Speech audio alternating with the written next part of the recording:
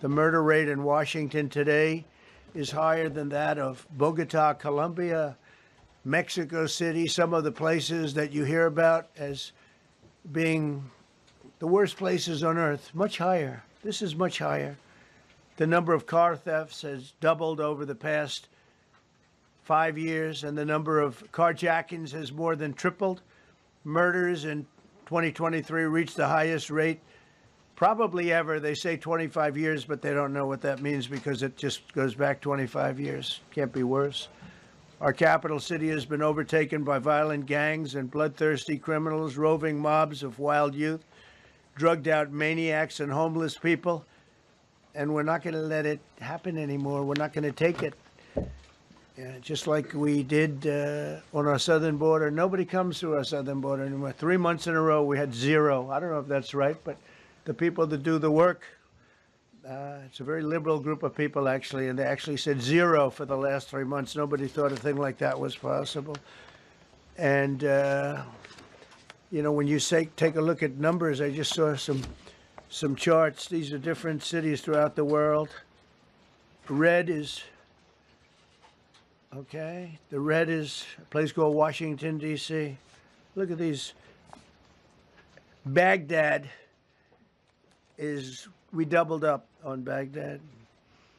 Panama City, Brasilia, San Jose, Costa Rica, Bogotá, Colombia, heavy drugs.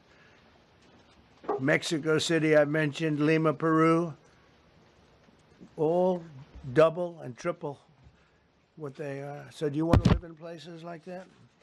I don't think so. I don't think so. And I think the people in this room, if you wrote correctly, you'd see, look at the kind of numbers we have. D.C., 41 per 100,000, number one that we can find anywhere in the world. Other cities are pretty bad, but they're not as bad as that. Is that where you want to live? The reporters of the world? Juvenile offenders and crimes against persons, as they say. It's getting worse. Not getting better, it's getting worse. And we had a recent indication. There was a story about a man who was just left. He quit because he was asked to do phony numbers on crime.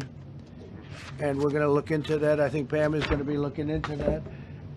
But he was asked by the city, I guess, that we don't want to show the real numbers. Let me do numbers so it looks like it's going down. Not going down. And under Biden, it was a disaster. And nobody did anything about it. We're going to do things about it like you wouldn't believe. Every American has a constitutional right to be able to access and petition their government in safety, and countless federal officials and employees likewise have the right to carry out their jobs in peace without being shot. As you know, I lost a very good person a while ago, was shot waiting for his wife. He was in the car. They robbed his car. They shot him. They killed him like it was nothing to it.